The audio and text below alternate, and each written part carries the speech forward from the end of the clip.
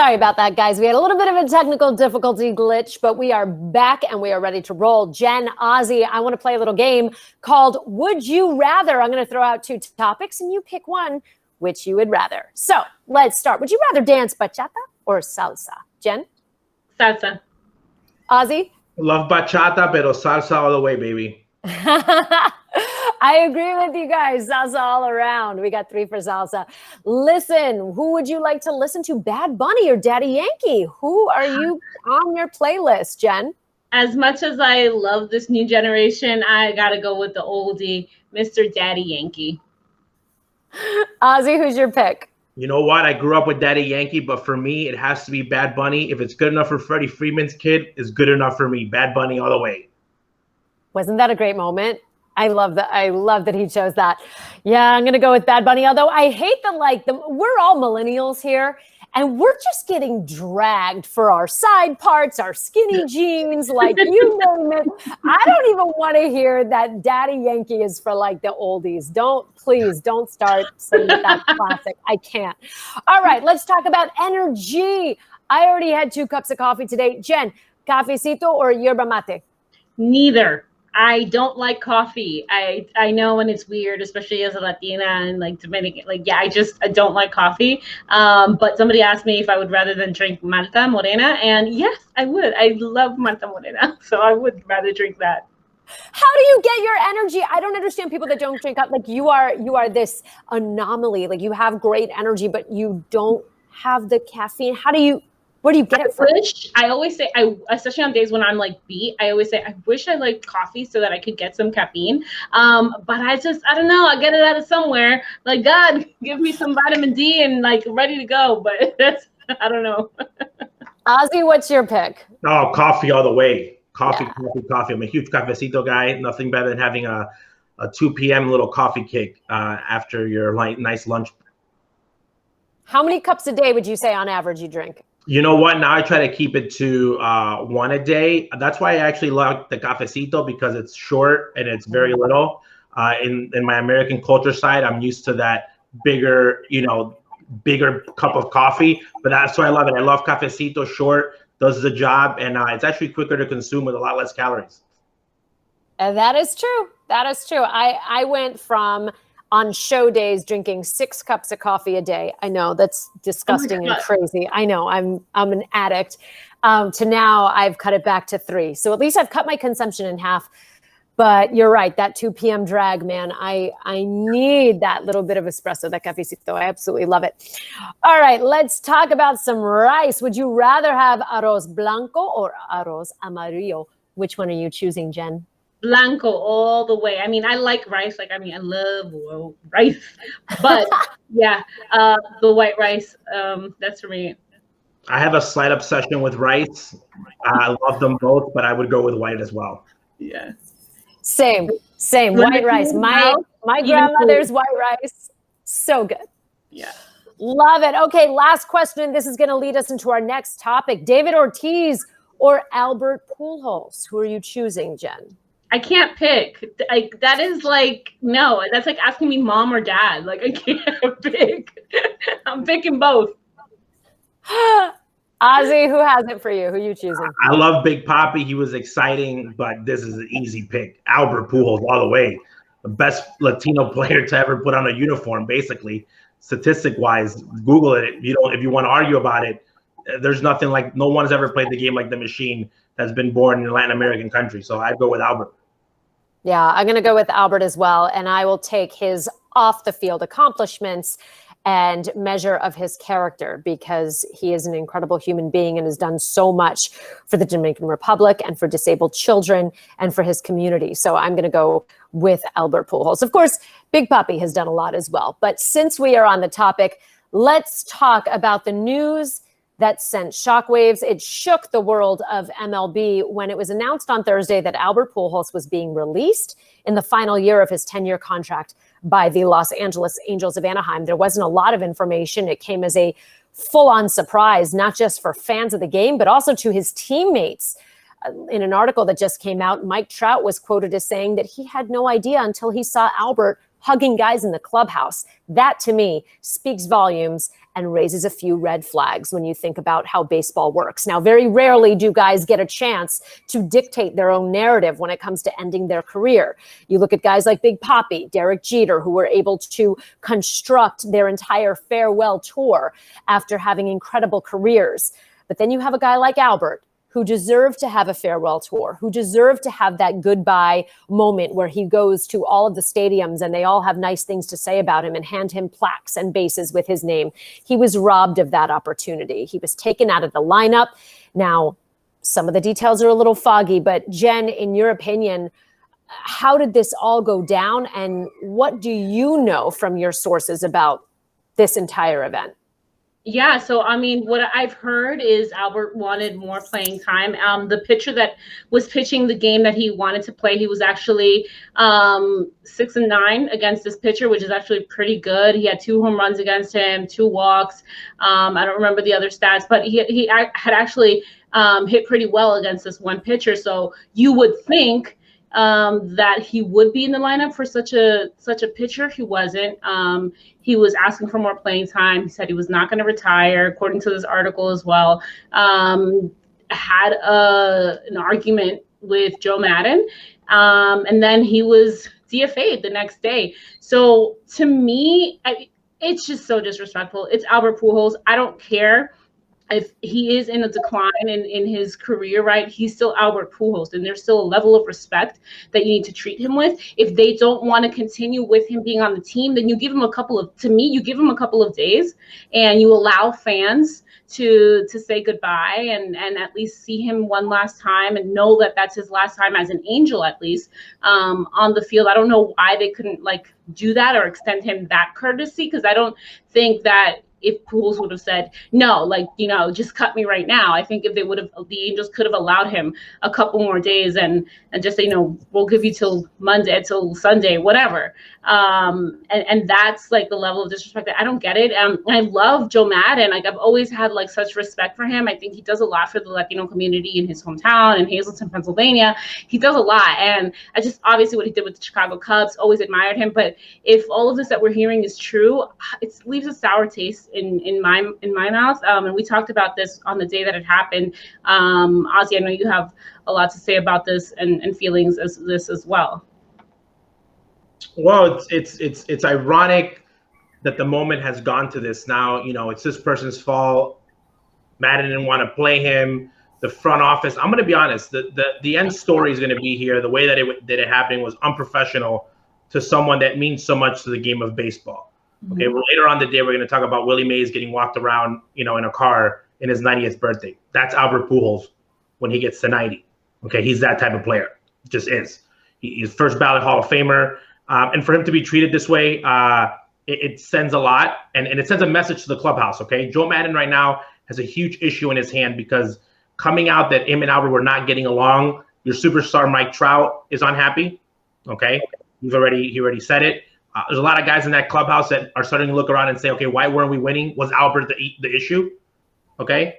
And you start looking at the front office and you're saying, okay, we're really losing because Albert, and players have those conversations and you look around and say, really, was Albert really the problem? Are you guys that out of it that you guys think it was Albert? And that's when friction starts happening. Okay. That's when the boat starts rocking and players start saying, okay, maybe you're not the right person. And that's something that Joe's gonna have to deal with and the front office. If Anaheim goes and wins the playoffs, okay, and they get in and they advance, then you say, wow, they were forward thinking. They had to make a hard move. They were great baseball people and didn't put their feelings into it, okay? But if they miss the playoffs, okay, and Walsh does not do good at first base and they keep to just basically be the Anaheim Angels that we've seen for the past 10 years, then you're just, again, not a top-notch organization, okay? You didn't do a good job on this whole situation. And you let one of the greatest players of all time leave in the wrong way. Let's be honest. The New York Yankees, they lost 15 games because Derek Jeter was their starting shortstop. We all know this. Derek could not get to the ball in the middle of the infield, and the Yankees still dealt with it. Okay, and they played him, even probably knowing that was going to cost them games. But that was the decision. They're the Yankees. That's why they're the New York Yankees. That's why Derek Jeter is always going to be connected to them. So I think Anaheim had a chance here. Maybe they think that they're a better team than they are, but at the end of the season, if they're not in the playoffs, it was a complete waste of basically letting a guy go that deserved a lot better in Major League Baseball.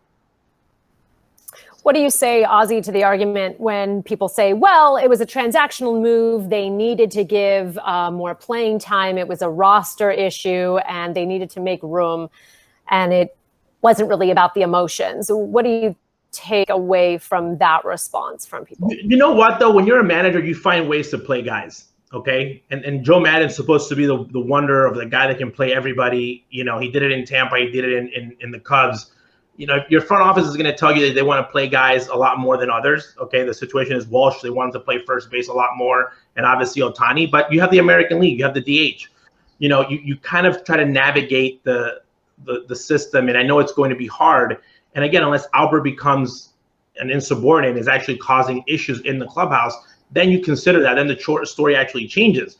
So for them to basically, again, productions change so much in the game of baseball. He had 5 home runs. Yeah. Albert's getting paid to go deep. Albert's not getting paid for anything else. Go deep, you know, do his off the field, you know, charity work and mentor players. That's why he's getting paid. And his RBIs and home run production was one that is up to par with DHs right now. So I don't understand why we couldn't get him at bats. Yeah, maybe he wasn't going to be your everyday first baseman, but I think that you could have mixed them in a little bit better. And then if you made this move in August because you're in the middle of a pennant race, I understand this, but we're in May. You're like 4 games out of first place. You were not even considered, in my opinion, a team that's fighting for a first place position. You were never supposed to be in it in the first place. So that's why I'm a little confused of where they're going. But the front office wanted to flex and Joe Maddon, and time will tell if this was the right move. In my opinion, I don't think it was. I think in September we're still going to be laughing that you guys really thought you had a chance in May and let Albert Pujols go. Yeah, this does seem like a front office flex, like you just said, Ozzy. Like I just see it kind of like Albert Pujols is Albert Pujols, right? He is who he is, and I think that they were like, we got the power. Players remember how players are treated. Okay, it's when you say, oh, you know, we're not going to fire anyone, everyone were on the same boat, but you're like, well, you just did though. You just literally did what you're saying that you're not going to do. So you're trying to enter the panic mode. So that's what Joe Maddon, who's still there, and the front office, which is a little bit easier to hide. But those guys are going to start asking questions of like, okay, we don't think it was Albert from a baseball standpoint. We're not losing because of Albert. So that's where it gets weird. I think the dynamics moving forward, I think they're going to have a harder time than Albert. Albert's going to be on his way to the Hall of Fame. This might be a move that for Joe Maddon and that front office might be just a bad spot in their career. Jen, a lot of the details are still a little hazy. Do you think that we will hear from Albert at any point in time? I hope so, and I hope that it's when he signs with a new team. I'm crossing my fingers and hoping that happens. I think that there's somebody out there that can use him and use not only his bat, right, his skill set, but his input, his influence on younger players. I mean, Albert Pujols has been around for a long time, and like Ozzy said before, he is literally the best Latino player to put on a uniform for our generation. He is the best, and having that in your clubhouse, in the dugout, it means a lot, and it means a lot to a lot of young players. Like we said, also, we've seen a couple of the younger guys when they've seen him this year, you know, just go up to him and say hello, because that's the level of respect that they have for him. And we've seen all the players, former players who have voiced their concerns and their opinions as far as how he was treated. So I hope that we do get to hear Albert's side. I mean, I know Albert is not somebody who likes controversy, I don't think, and so he may not speak ill about anybody, but I would like to just hear him, and like I said, I hope that it's when he signs with a new team. Oh, and add a 0 to all the extensions for free agents in Anaheim. Add a 0. I need another 0. I know what you guys did to Albert. All these things are taken into consideration because you were the team that at the end of the career, you let this guy go. So like, you know, and most people know that you're not at Albert's level. So like, if you did that to Albert, right, what are you going to do to me? Because again, you said something about your dad. Can you mention that about what he would say as far as signing older players? Oh, so the part about Joe that I again, I want to give him the benefit of the doubt. When you're a baseball person, there's feelings involved, okay? there's certain guys that you don't put on your roster to start the season because you're not going to let them go in the middle of the year, okay? Especially if they thought they were a contending team. If you were in the beginning in spring training and you said before the season started and when they named Perry the general manager and Perry came in and said, you know what, guys, I don't see us winning the playoffs with Albert Pujols in this roster, okay? Artie, we need to get rid of Albert. You do it before the season starts. You say, Albert, we're going to let you go. You know, you can go sign with another team. You don't fit the right way. What do you want to do? You're not going to get playing time. And you literally lay it out for Albert saying, hey, if you come and stay on the Angels, you're not going to play. You're going to come off the bench. We got this kid at first. And you talked it. But the moment that you say that this guy is in the roster, that he's in the team, you cannot let him go halfway through the season. You just can't, because that's a level of disrespect that you have someone like Albert and you're not showing the guys that you talk to on a single everyday basis that I'm here for you. I'm a player's manager. I care about you. Those guys are like, you're full of it. You just let Albert, you just told us everything that you're telling us that you're going to protect us from. You just went and did it. So that's where I think that as a manager, you need to be careful because your players are always looking at you and saying, is this guy the real deal or not? And that's something that Ozzie was critiqued a lot. Again, because Ozzie, that was one of his things, his players first. And he was like, if I have a guy on my roster who is in that caliber, I'm not going to just let him go because we need a roster spot. It's just not going to happen. All right. Well, I'm sure we will keep you updated and continue the discussion should any more news break about this story, but it's certainly unfortunate all the way around, no matter how you look at it. All right, let's talk about social media. Jen, who are you following? Who's a must follow in your opinion on social media right now? Who you got? Up and coming musical artist. She is Dominican Italian. Gendry, follow her. The music is amazing. She's got a really nice fusion of like Spanish music, like from Spain, and hip hop, reggaeton. It's just that she was at the Billboard Awards. So she's good. She's really, really good. So follow her, Gendry, Yendry. Awesome. And Ozzie, who are you following on social media? Give us a tip. You know what? I need the producers to put his name up. I call him Swing Guy. Jose Canseco. Okay. Oh, batting stance guy. Batting stance guy. Love him. He is hands down the funniest guy. Whoever's birthday it is today, he will do the batting stance. He actually did a really cool tribute to Pujols, the new version of Pujols of him hitting batting stance guy is hilarious. He also has these clips that he shares where he imitates players and their voices and actually front office individuals on talking about the history of baseball. He has a really good funny Babe Ruth one where Ozzie Guillen gives his input on Babe Ruth. But batting stance guy is probably one of the most underrated baseball personas out there. This guy only imitates batting stands, and he's just amazing because he is really, really good. I have a funny story about him. So I once DM'd him a video because I follow him as well. He's hilarious. He's been around this game. I mean, before Instagram, he was like had stuff on YouTube and on Facebook, and he's been doing this a long time. So he knows his stuff. I DM'd him a video of my kid batting with the tee at like a year and a half. And he wrote me back and said, Yuli Gurriel. And I posted that, and then Yuli retweeted it and reposted it, and it was just such a cool moment because he called it out. He's great. In my opinion, who am I following? I got New York Nico. I'm a proud New Yorker. I'm originally born and bred in Queens, and New York Nico, Nicholas Heller is his actual name.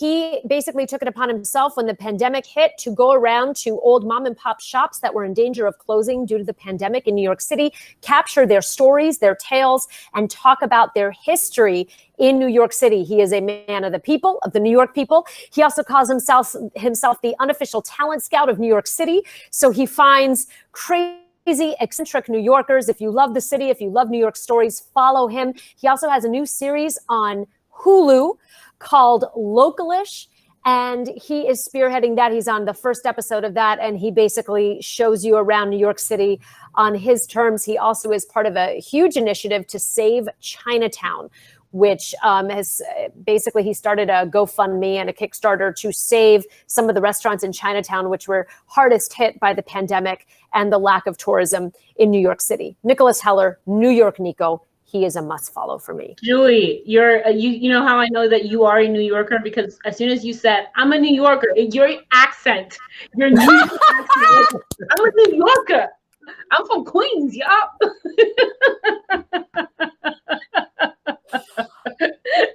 I am a proud Queens girl, and it does come out when I talk about Queens. You're absolutely right.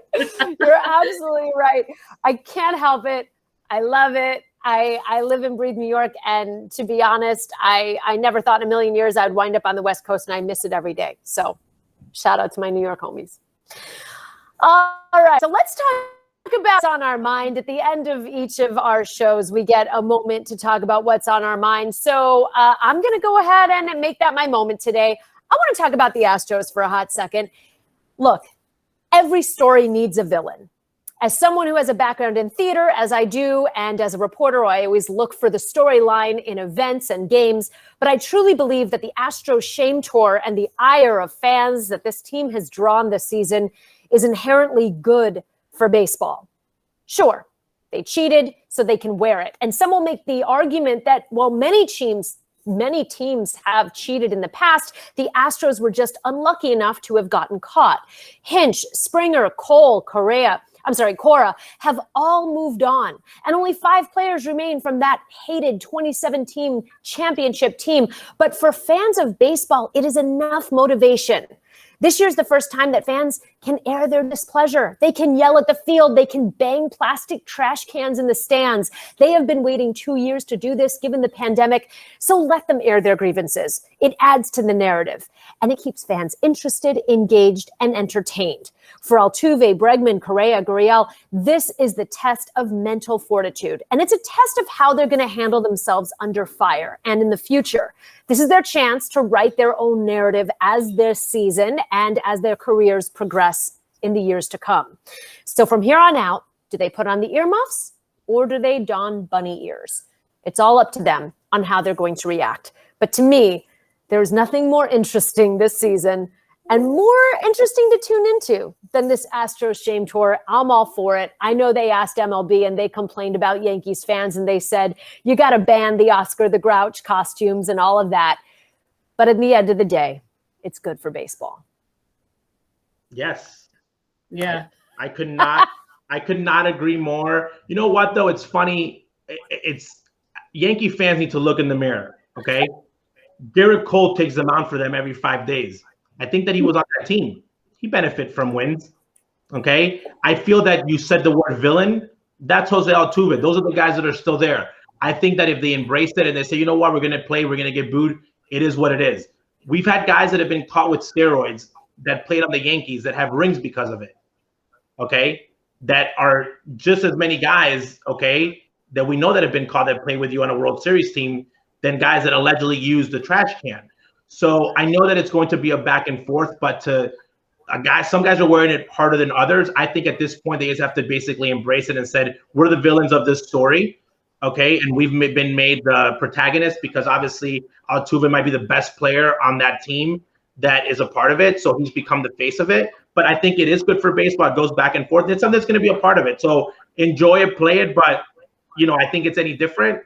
Teams need to look into themselves and say, who was on my team when I won a World Series? And before they start using the word cheater and all this, and who's on my roster? But I find it extremely interesting. And you know what, though? Yankee fans did behave well. I thought they were going to come in and there was going to be bottles thrown at them. It's all fun and games. Guys are dressing up. The costume, the trash cans. I think it's awesome. Yeah, I don't mind the costumes. I think, Julie, like you said, they got to have really thick skin, and it is a moment where their mental strength and their emotional strength is tested. I think obviously we are seeing some guys that it has hurt more than others. And I look, they're human, okay? And humans, and it's okay for words to bother you, but at the end of the day, they should wear it. And I think the best way and the best example of that is somebody like Pedro Martinez after that game when he said, you know what, I guess the Yankees are my daddy. And he wore it, and now it's a segment for him, on TV. Who's your daddy? And that's the attitude that the Astros need to have. They need to go out there. They need to wear the trash shows shirts, whatever it is, but wear it. Know that it happened. Nobody's forgetting about it. They're not going to move on until you guys actually move on from it too. And the only way you move on from it is being self-deprecating, I think, and just accepting it. And you go to the ballpark, they'll boo you, whatever. They'll say mean things. listen to it, whatever, tune it out, however you can deal with it, but you gotta wear it, and you can't be like complaining to MLB about all of these things because it's not going to stop. It's only going to make it worse, actually. I was surprised they complained. I was a little baby move. Like, just go in, wear it, have fun, have a good time. You know, I thought Altuve was going to, flex when he went deep, everyone booing. Again, I think that the whole scenario, I think it's all funny. To be honest, I think it's kind of hilarious, but you're going to have to go in there and wear it. It is what it is. I also think that Yankee fans are special because now the way that they're playing, which they are playing a little bit better, but in very typical Yankee fashion, they will blame this that they were not world champs in that decade because it was stolen from them. Yeah. Okay. And again, they're holding that to their dear heart. But again, it makes the game fun. And again, I love that Alex Cora said, I am ready when I go to New York, and I know I'm going to get booed. Okay. And he's talked about it. And you're going to wear it. Again, it's like when Cano comes back, they're going to call him juicer. They're going to have the needles and, hey, go deep, flex on them. This has got to be part of your game. And this happens, and you cannot let it bother you, because if you let it get under your skin, good luck. Then don't even play when you're in New York, because you're going to have a really hard time, because they will not forget. They'll be booing Altuve at 41 years old if he's still playing, calling him a cheater. So you better deal with it now. I agree with all of that. And with that, that is our show. Just a quick reminder, though, moving forward, and next week we will be live starting at 10 a.m. Pacific, 1 p.m. Eastern on Wednesday. So mark your Google calendars for that. Thanks for watching, everyone. Jen, Ozzy, always a pleasure. We'll see you next time.